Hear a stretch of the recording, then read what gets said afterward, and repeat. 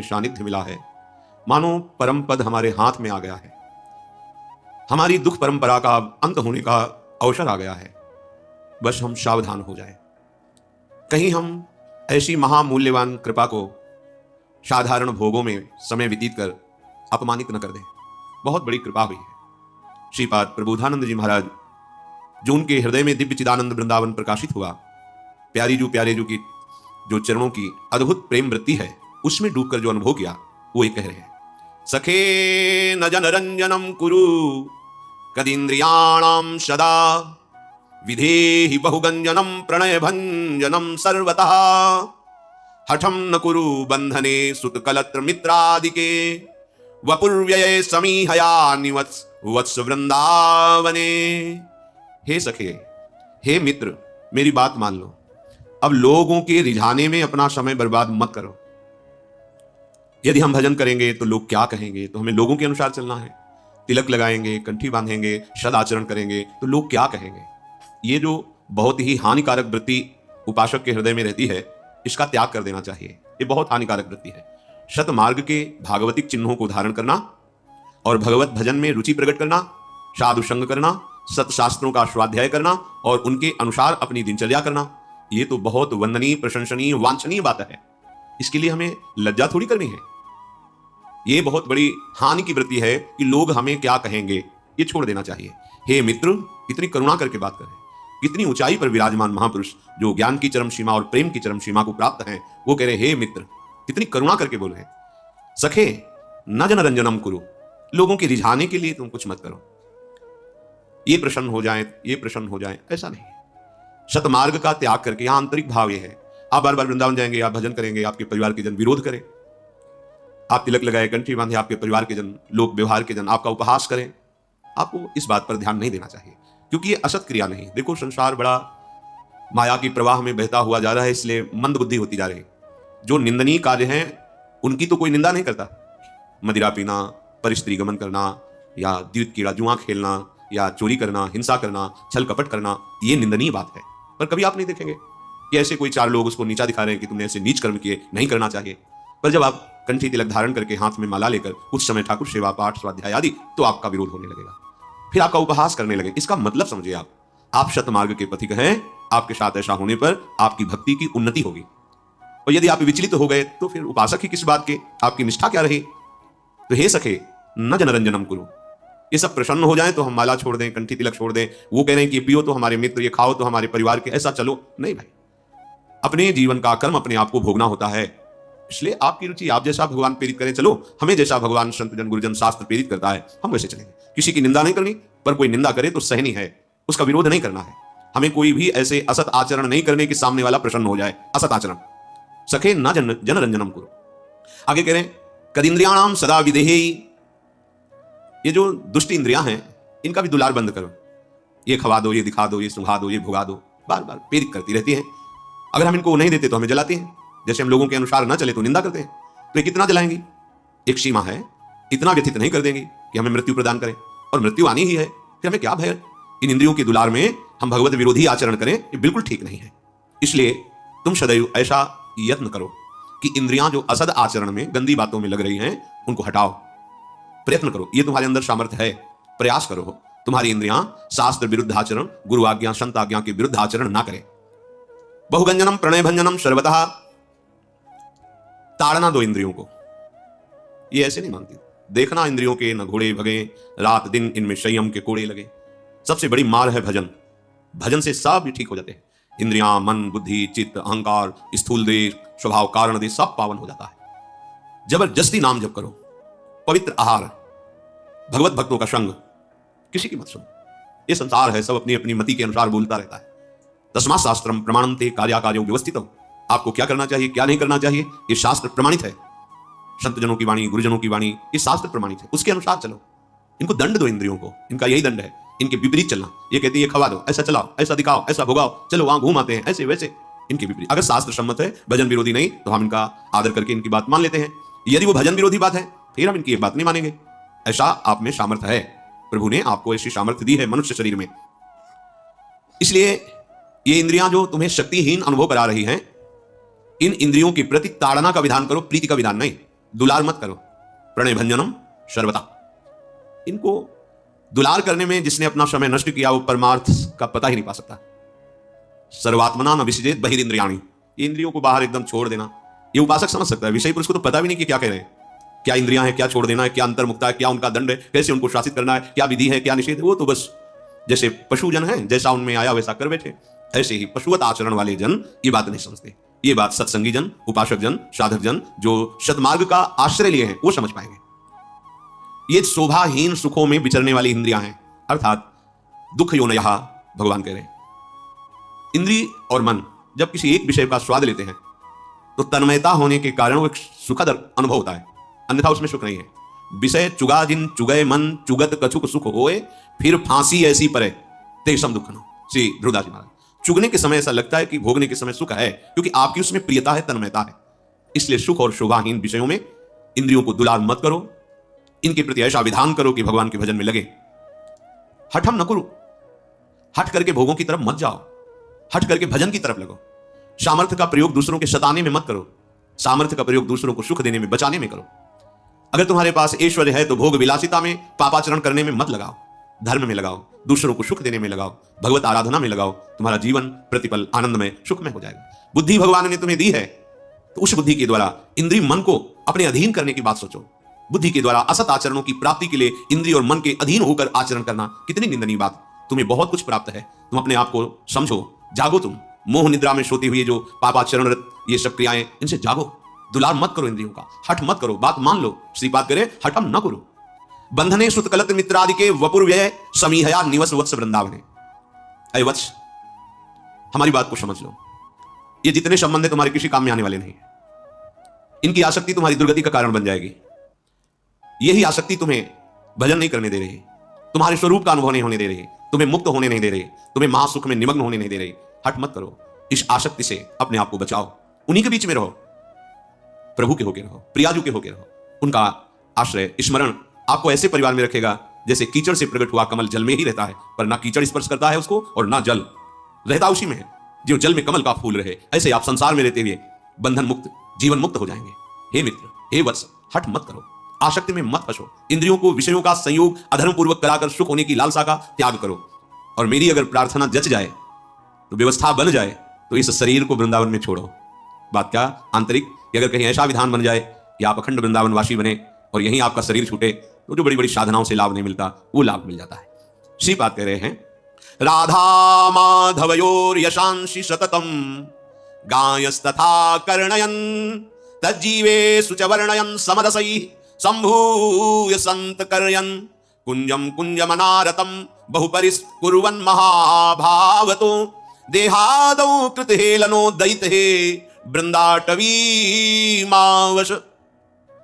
हे दैत, हे प्यारे, मेरी बात मान लो। देखो, जैसे मां अपने बच्चों को दुलार करती है, जो संत जन है जिनके हृदय में भगवान की भक्ति का हर समय मधुर नृत्य होता रहता है, उनका हृदय इतना करुणा में होता है, क्या दे दूं, क्या बता दूं, क्या करूं जिससे सब सुखी हो जाए। जैसे मां का हृदय, आप भले मां को आप कटु वचन कहें, मां की अवहेलना करें, पर वो अच्छे से अच्छे पदार्थ चयन करके आपको पवाना, आपको सुखी देखना, खेलते देखना, ये उसका हृदय है, उसकी बुद्धि नहीं है, ये उसका हृदय है। बुद्धि से वो तुम्हें डांट सकती है, लेकिन हृदय उसका हर समय दुलार करता रहेगा। ये महापुरुषों का ऐसा हृदय है जो हर समय चाहता रहता है, क्या सूत्र निकालूं जिससे सबका कल्याण हो जाए, कौन सी ऐसी बात बता दूं जिससे सुखी हो जाए। जो प्रभु के आनंद में मगन महापुरुष है। श्रीपाद कितना प्यार कर रहे हैं। हे दैत, ये शब्द भगवान के लिए है। हे प्यारे, पर वो हमारे लिए बोल रहे हैं, हे प्यारे, हम सबको कह रहे हैं। देखो, एक बात मेरी मान लो, यश का निरंतर गान करो तो सिर्फ राधा माधोगे। हरि यश गान करो, प्रियाजू का यश गान करो। किसी भी भगवान के जो लीला चरित्र, अवतार चरित्र हैं, ये सब पावन करने वाले हैं। इनका ही यश गान करो। श्रवणेंद्रिय से केवल इनका ही यश सुनो, चुगली निंदा प्रपंच की बातें मत सुनो। जो प्रिया प्रीतम में उन्मत्त हैं, ऐसे भक्तों के समीप बैठ करके प्रभु की वार्ता सुनो, प्रभु की वार्ता करो।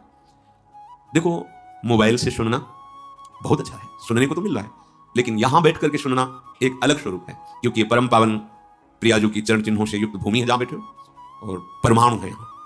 इन परमाणुओं के साथ भक्तों के संग में जब आप सुनते हैं तो एक विशेषता होती है। अब सौभाग्य प्रतिदिन ऐसा नहीं है तो हम सत्संग का लाभ लें, उससे वंचित क्यों रहें? सुने, यंत्र के द्वारा सुने। पर विशेष बात श्रीपाद कह रहे हैं कि कहीं ऐसा सौभाग्य हो कि प्रभु के भक्ति में, प्रेम में जो आनंदित हैं भक्तजन उनके निकट बैठकर, उनकी सभा में बैठकर सुनने को मिले। साधु समागम, भगवान आज बहुत प्रसन्न हुए, मुझे साधु समागम दिया। साधु समागम बैठकर सुनना, इसका कुछ विशेष लाभ है।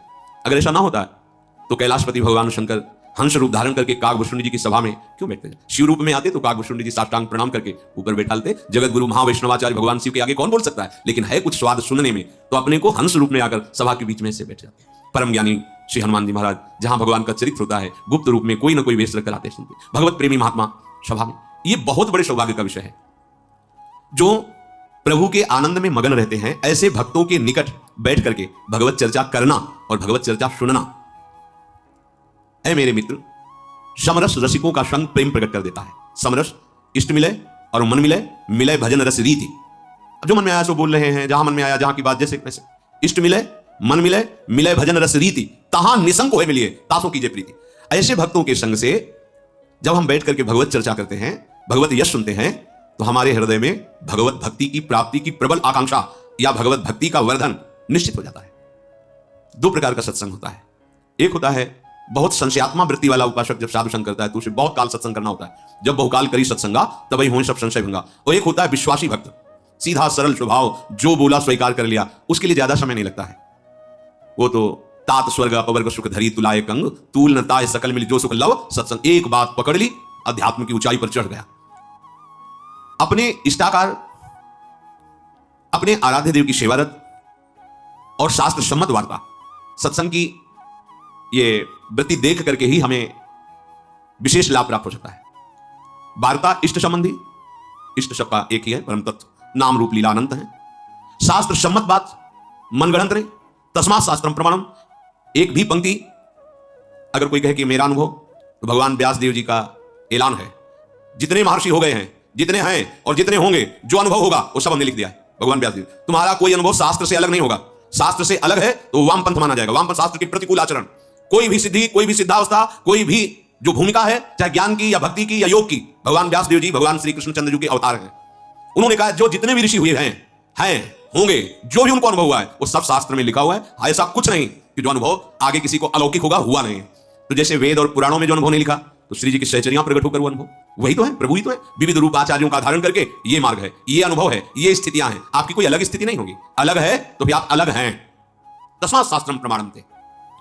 तो हमें सत्संग करना है तो ये हमें देखना होगा इष्टाकार वृत्ति। जहां से सत्संग हमें मिल रहा है वो भगवत चरणारविंदाश्रित, जो शब्द निकल रहे हैं शास्त्र प्रमाणित, जो अनुभव हो रहा है वो पूर्व के महापुरुषों द्वारा अनुभूत, कोई अलग अनुभव नहीं होगा। अगर ये तीनों मिल रहे हैं तो इसे समरस कहते हैं, अगर नहीं मिल रहे हैं तो उसे विषम कहते हैं। और विषमता संसार में होती है, समता प्रभु में होती है। जीत विषम संसार। आपको परमानंद का अनुभव करा देगा सत्संग। हे प्यारे, मेरी बात मान लो, तुम वृंदावन में बुहारी सेवा जरूर करो। बुहारी कहते हैं सोनी, सोनी जिसे लौकिक भाषा में झाड़ू लगाना कहते हैं। ये वृंदावन की बहुत बड़ी सेवा है। बहुत जल्दी अभिमान नष्ट हो जाता है किसी भी कुंज में। ये संपूर्ण वृंदावन दिव्य है, पर वो अपनी प्राकृतिक दृष्टि है इसलिए नहीं देख पा रहे। कहीं भी सोनी लेके 10 हाथ लगा दीजिए, परिक्रमा में, किसी गली में, कहीं भी जहां आपको लगता है ये बहुत बड़ी सेवा है। स्वयं हरिवंश महाप्रभु श्री लाडली जी से कहते हैं कि मुझे अपने कुंज भवन की मार्जनी बना लीजिए या मार्जनी लगाने वाली, सोहनी लगाने वाली बना दीजिए या सोहनी ही बना दीजिए, मार्जनी श्याम। श्रीपाद कह रहे हैं, देखो बहुत बड़ी बात है। अगर आपको अहंकार नष्ट करना है तो बहुत बढ़िया सेवा है। कहीं भी ये संपूर्ण वृंदावन महारानी जी का है। कहीं भी जहां कुछ ऐसा दिखाई दे रहा है उसे झाल करके साफ कर दिया। जैसे प्रियाजू के जन, यहाँ बहुत सावधानी रखनी चाहिए। जैसे आप परिक्रमा में चल रहे हैं, आपको कफ आया, आपने वहीं थूक दिया, अब वो किसी वैष्णव को जो मंत्र जाप करते हुए जा रहा है चरण में पड़ा, आपको अपराध बन गया। ये बहुत सावधानी की बात। हाँ, आपको कफ है, रोकी रखिए, जहां ऐसा स्थान नाली आदि दिखाई दे वहां थूक दीजिए। कुछ भी बहुत ये महल है, आप इतनी सावधानी से रहें। आप यहाँ सिगरेट पी रहे हैं, जानते हो ये धाम है, धाम। आप क्या मंदिर में बीड़ी पी सकते हैं सिगरेट? अगर पीते हैं तो आप बिल्कुल मंदबुद्धि हैं, मूर्ख हैं, इसलिए ऐसा करते हैं। तो एक मंदिर क्या, करोड़ों मंदिर, भला महल की समानता, जहां प्रगट ये लीला भूमि है। ये कोई केवल भावात्मक नहीं है। जैसे हम मंदिर निर्माण करते हैं, प्रभु का श्री विग्रह, ये हमारे भाव का विषय है, मानो या ना मानो।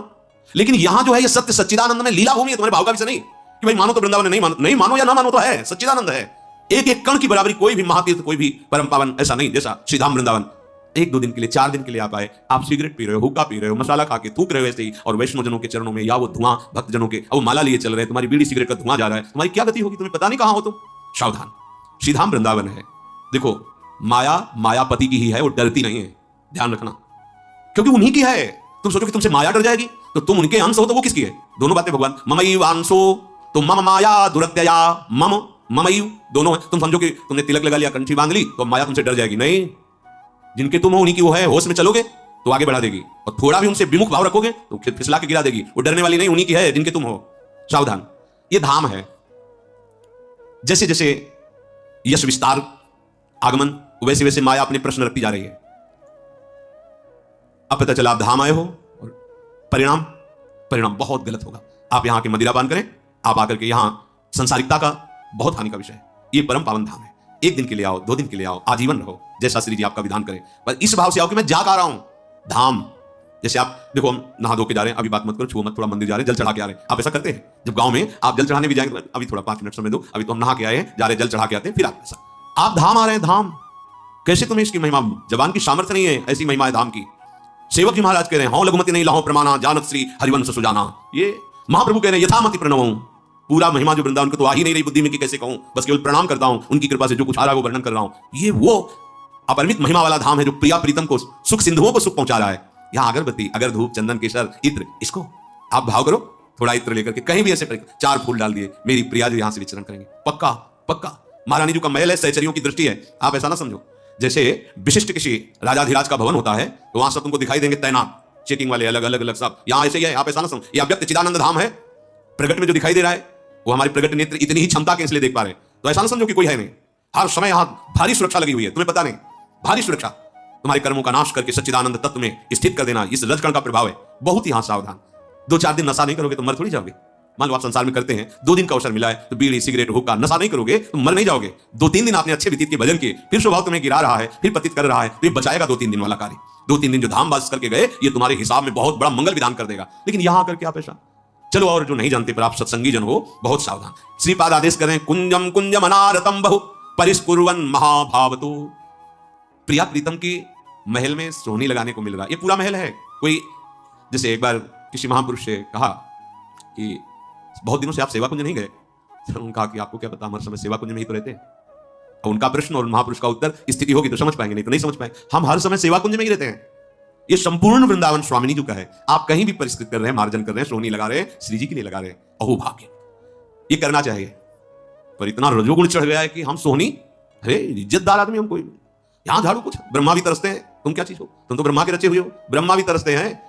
पंडित गया प्रसाद जी महाराज जिस पोछा से ठाकुर जी के कमरे में पोछा लगाते थे ना, वो जब पोछा लगाने योग्य नहीं रह जाता था ना, तो जैसे किसी प्रियजन का विरह होता है, ऐसे उस पोछा को हृदय से लगाते थे, आंखों से ऐसे लगाते थे, और जाके गिरिराज जी की तलहटी में रज में ऐसे करके और बार बार प्रणाम करते थे कि आपके द्वारा हमारे ठाकुर की सेवा बनी। सोहनी जब घिस जाती थी गिरिराज जी की तलहटी में, उसको रज में ऐसे, आपके द्वारा सेवा पात्र है। ये श्री जी के निज जन है। अब ये भाव कहां से आएगा? ये पढ़ने लिखने से नहीं आएगा, ये रसिक महापुरुषों के संग से आएगा। ये जो हमारा सोहनी सेवा है, ये जो हमारी पोछा सेवा है, या किसी की पादुका साफ रखी है, सब साफ, इससे हमारा अहंकार साफ होता है, जो किसी भी साधन से नहीं साफ होता। हम मौन है, वो और पुष्ट हो रहा है। 10 साल से मौन है, 10 साल से दूध के सिवा कुछ मुख में रखना, वो पुष्ट हो रहा है। और गुरुजन सीधे उसी पर तीर मारते हैं। क्यों? क्योंकि श्री जी को ये पसंद नहीं है, अहंकार पसंद नहीं है, श्री जी को पसंद नहीं। यही दरबार दीन को आदर रीत सदा से। बस गुरुजनों की आज्ञा में क्यों म्यों विचार करने का जो स्वभाव है, वो हमें परिपक्व नहीं होने देता। श्रीपाद कह रहे हैं, यदि तुम ऐसा किए तो क्या होगा? महा अनुराग से युक्त हो जाओगे, महाप्रेम से। और हे भाई, देहादो कृत हेलनो दैत हे वृंदाटवी मावस। ऐसा तुम एक बार निश्चय कर लो अगर कहीं कि अब शरीर हम वृंदावन में ही छोड़ेंगे, सब बात बन गई। जीवन का परम लाभ हो जाता है जब यहां शरीर पात होता है किसी का। प्रियाजू की सहचरियां कृपा, ये सहचरियों का देश है। यहां ना यम या यमराज के पार्षद प्रवेश नहीं करते, यहां भगवान के पार्षद भी प्रवेश नहीं करते, यहां सहचरियों का शासन है। वृंदा देवी यहां की मुख्य प्रधान सेवा संपादन के लिए हैं। और प्यारी जो की प्रिय सहचरियां, जो यहां शरीर छोड़ता है, भारी अपराध बन गया है, तो एक जन्म यही उसका होगा, इसके बाद परम पद का अधिकारी श्री जी के चरणों का अधिकारी हो जाएगा। इसलिए हे प्यारे, हर समय राधा माधव का जश गाओ, जश सुनो, और धाम जब आओ तो बड़ी सावधानी से यहां लाभ लेकर के जाओ। प्यारी जो विराजमान है, ऐसी भावना से आओ।